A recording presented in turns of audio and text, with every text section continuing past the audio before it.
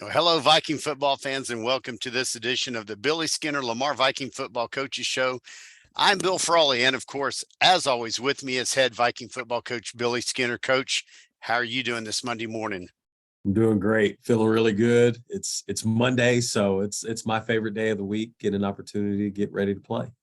I like hearing that because a lot of people dread Mondays, and they'll say even on Tuesday, seems like another Monday or Friday. It's been a week of Mondays, but I like hearing that's inspirational that you like Mondays. I'm one of those strange people that I don't remember the last time I slept to my alarm on a Monday. It's like Christmas every morning or every Monday morning. I get up, I'm really excited. I've got about a million things on my mind, so I want to get them either on paper or I want to send that email off or those kind of things. So no, I really enjoy Mondays. Excellent. Well, good deal. Hopefully that inspires some of the Monday non-looking forward to people or whatever. Who knows? So, Maybe. all right. Well, let's get to some football talk, Coach. Wow, Friday night, what a thriller! And again, we say it so many times, that VFND spirit, the Viking fight never dies. And we've talked about it even when there's been maybe a lopsided loss, a lopsided win, but in such a back and forth. And kind of, probably every game is, but really a must-win game, right? They just stayed strong and came back. And so, give us some of your observations, if you would, please. Well, the first one I'll give you is that last year we were 0-3 in games decided by 7 points or less. That was a hump that's really important for us to get over. Winning the close game, kind of clawing out that close game because momentum left us pretty quick after halftime. And so being able to fight through that adversity and go on a game-winning drive and have some things happen for us that were fortunate.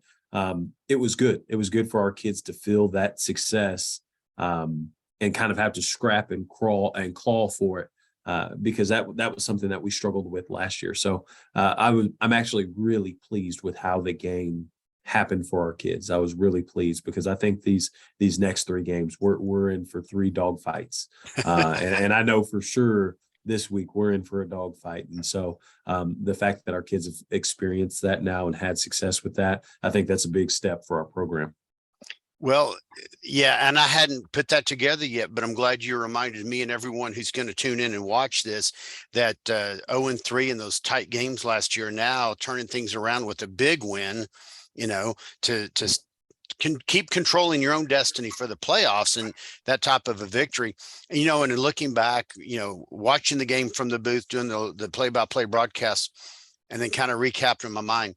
Again, I think one of the things that stands out that kind of goes unnoticed because you're not going to notice it when it's not a problem, penalties. Yeah. I think there was only one 15-yard penalty, and I think that might have been pass interference.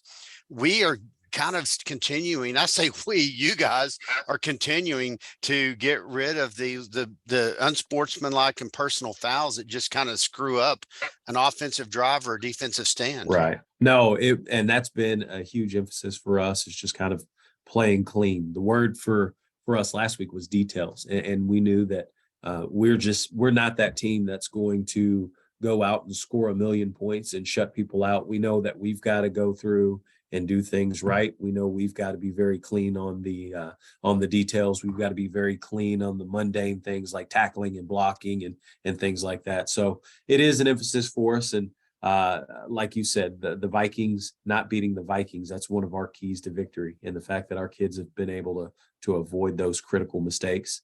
And we actually made one critical mistake there at the end after we scored. We kicked the extra point.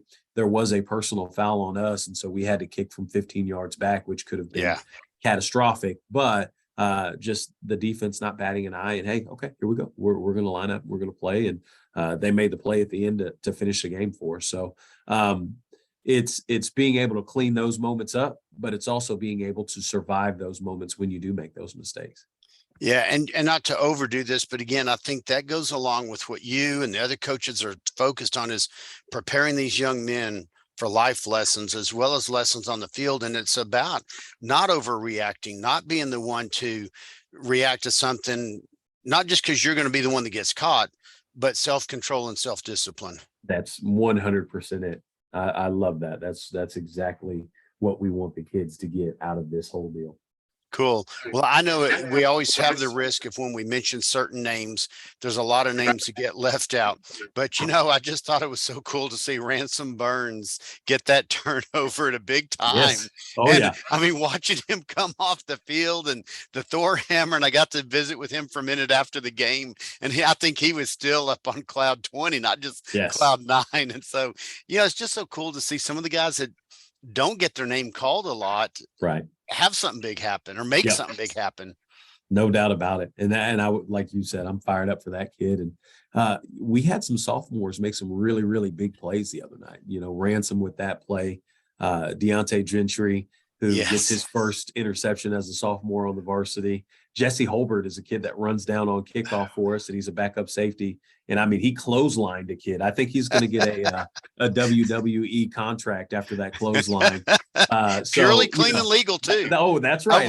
We were noticing that up in the booth. Sorry to interrupt, but No, that's right. But a bunch of young kids, young sophomores making big time plays. Q Monty Williams with the big time touchdown catch, and obviously Gannon Carey throwing that to him. But these 10th graders are growing up a little bit, and that's exciting to see as well. Well, all right, I'm going to make a bit of an analogy here, and you tell me if this preaches, so to speak, or not. But, I'm a big Aggie fan, spent 7 of the best years of my life there, now work for them. It's been frustrating time and time again. I think the chant has been wait till next year. Right. But they have a lot of freshmen and sophomores in starting positions and backup positions. And I kind of see, okay, you just mentioned it again, a lot of sophomores starting or in those secondary roles, backup 2 deep roles, making big plays, there's a huge future in this program. Oh, the future is extremely bright. It reminds me of that 2019 senior group where you had Jack Dawson and Trey West and those kids that we had a lot of sophomores play their sophomore year, and by their senior year, it was a really special time. And so I think that during that sophomore year, sometimes you take those lumps, but at the same time, you see kids grow up drastically and dramatically. And so seeing these kids grow up and seeing these kids make the plays that they're making, it definitely gets me fired up. Well, and at the same time, I want to loop back around and mention the seniors and juniors who have been starters, who've been working their way up to starting roles, secondary 2 deep, or, just, hey, I'm on the team. They are staying strong. They're not giving up on anything. And it shows in a close win like that. No doubt about it. I love what's happening with our seniors right now. You've got guys like Aaron Fox who are starting to take a more vocal role with the team because they realize that we've got 3 guaranteed games left. For some of them, it's 3 guaranteed games for the rest of their lives. For some of them, it's 1 guaranteed game for the rest of the life because you never know what's going to happen. But during this time, it's cool to see seniors turn it on. It's cool to see those seniors kind of not get lost in that moment of, hey, this is just another game. It's, hey, this could be it, or next week could be it. And so it's cool to see the sophomores doing well and the juniors doing well. I really love to see how the seniors are starting to be vocal, Aaron Fox starting to be vocal, and then how those youngers are receiving that message. Because the way I look at it is we don't want this deal to end. We want to keep those seniors around as long as we can this year. And so, when they go out and they make their plays, they know it's not just Gentry making a pick for Gentry. It's Gentry making a pick for Braylon Cole, who he's playing next to, and making a pick for Aaron Fox and for Chris Johnson and for those seniors on the team. Yeah, and that is so cool to hear about Aaron Fox, because I know I kind of think of him as an unsung hero at times. He's had some, turnovers. He's had some great pass breakups, but that's a guy kind of like myself, not one of the tallest people around, but yet he will go up against a kid that's a half a foot to a foot taller and claw. And when I say fight, you know what I mean, but try to make that play, even when he is out heighted, if that's a word. No, and so right. To hear you talk about him being a vocal leader, moving into that role as a senior and on the team, then that shows, okay, not only is he playing hard and tough on the field, but he's being that leader where the fans don't see it sometimes. Right. And the way he's going about it, it's really encouraging, because you see a senior where, maybe you start to feel a little bit of that desperation, and you know that this could be ending at any time. It could make you a little bit shorter fused, but it's not that. It's him coaching guys up effectively. It's him encouraging guys effectively, not berating, not bringing down. It's like, hey, no. Come with me. Come with me. I'm going to elevate you. So it's been neat to watch. All right. All right. So here's a related question, and not about Aaron or any other specific defenders, especially on secondary coverage. In basketball, there's the old saying, well, that was a good foul, and you got 5 fouls, or, well, that was a good foul. To you, is there such thing as like a good pass interference call on defense? In other words, absolutely. No, and you don't have to finish the question. When I coached the secondary, my big saying was, I'd rather have 15 than 6. I'd rather give them a 15-yard penalty than give them 6 points. That's the last tool in our tool belt. So it may look disgustingly gross of a kid just tackling a kid, and that's okay. He was coached to do that because we can make them snap it again and play another play. Gotcha. So I now, do I prefer just clean football and we're doing a really good job of getting in the hip and going and playing the ball? Absolutely. But if you got to pull that last tool out of the tool belt, pull it out, tackle the kid, and let's line up and play again. I love when I can ask you questions. You have no clue it's coming, and you answer it so like, yes, before I even get the final words out. So, and I know people love hearing that too, because the one thing people have told me is, say, man, I just love how open Coach Skinner is on these shows, and just, he is who he is, and he's not ducking anything, and he says like it is. So great stuff. Well, let me ask you this. So it's obviously a high for you, the coaches and the team, coming off that hard fought win. Like you said, it's going to be a dogfight Friday night. And I know the general answer is, well, we're going to focus on being Vikings and controlling. What are the things that y'all as coaches see, or you're going to try to polish up a little bit this week? Yeah. So for us, especially watching Arlington, is they do a good job of getting the ball down the field. And because they are so effective of stretching the field like they are, it opens up some run lanes for them. And I mean, they are super balanced with what they do offensively. I think it's huge that we keep a cap on everything on the defensive side. I don't want to allow explosive plays, because they've shown to thrive off of that this year and make some really, really big plays and get back on the ball and try to chunk it down the field again. So the emphasis for us is to keep a lid on what they're doing, denying that deep ball, and then again, make them snap it again, make them make the play. And we're going up against probably the best coach team in the state of Texas. I think that Scott Peach and his staff, they are second to none when it comes to game plan. They're second to none when it comes to adjustments. I mean, they do a really, really good job at Arlington High. I'm really excited about the challenge this week, though, because it's the Vikings versus the freaking Colts. Let's go. You can throw the past out the freaking window. It doesn't matter. It's about to be just a bare knuckle freaking fist fight. And I'm excited for our kids, and I'm excited for that challenge. Well, and you're exactly right. And like you just said, throw records, throw whatever out the window, because Friday night will be Friday night. That's why they play the game, so to speak. And it's kind of like the Texas OU series. Who would have thunk Texas would beat OU 49-0 this year? No, exactly. All things considered, anything can happen in any other past other rivalries, whether it's A&M in Texas or TCU, Oklahoma State, whatever. So got to be ready. I look back over the last, almost 30 years I've lived in Arlington and gone to a lot of the games, and then been in the roles I have lately. But I've seen some really strange things. Like I remember one time the Lamar Arlington High game back at Maverick Stadium years ago. It was so windy, a punt started to go forward, and the wind caught it and took it back over the punter's head.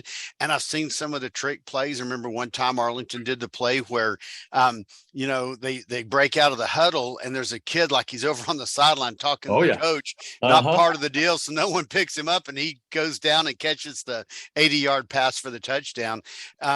I know you don't ever want to give away your playbook, but is there ever a chance we might see a trick play or two, whether it's against Arlington or others? You never know. There you go. Good. That's all I wanted to hear. Kind of. You're not dismissing that chance ever. That's right. You never know.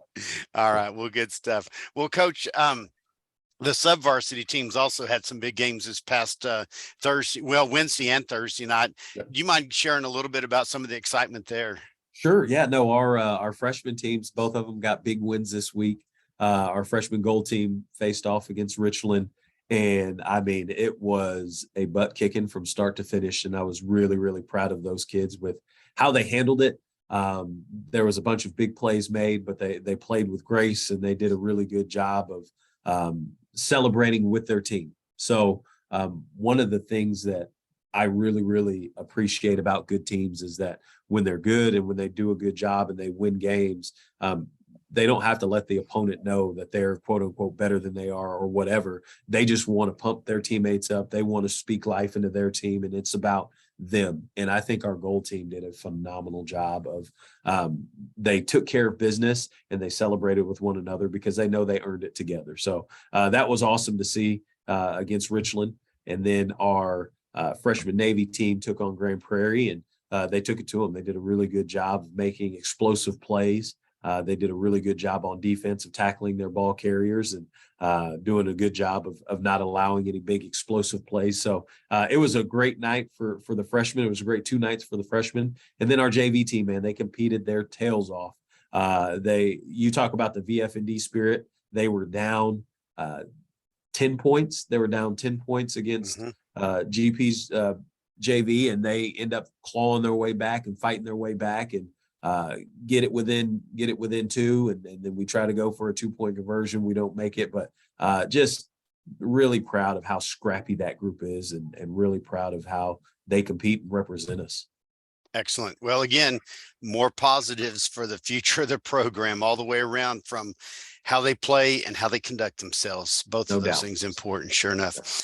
All right, Coach, let's shift gears. I'll do the plug, or start it off anyway. Gatorades. Oh yeah, Powerades, all those brands. All of it. Costco, Sam's Club, Signature, whatever you like. The 20-ounce bottles, we absolutely could use some more, and I know our kiddos definitely appreciate that. Sounds good. Anything else you want to mention about the Booster Club? Oh, I got to meet with them yesterday, and that was a lot of fun. So it's just good to see them. I'm definitely wanting to get our participation numbers up even more. We're going to potentially have some board seats open here in the future, and so for parents who are interested to getting involved with that, now's a great time to get in and start learning kind of how the operation works, how the organization works. So really excited about our group, and really glad I got to see them yesterday, and so want to get some more parents in there. Excellent.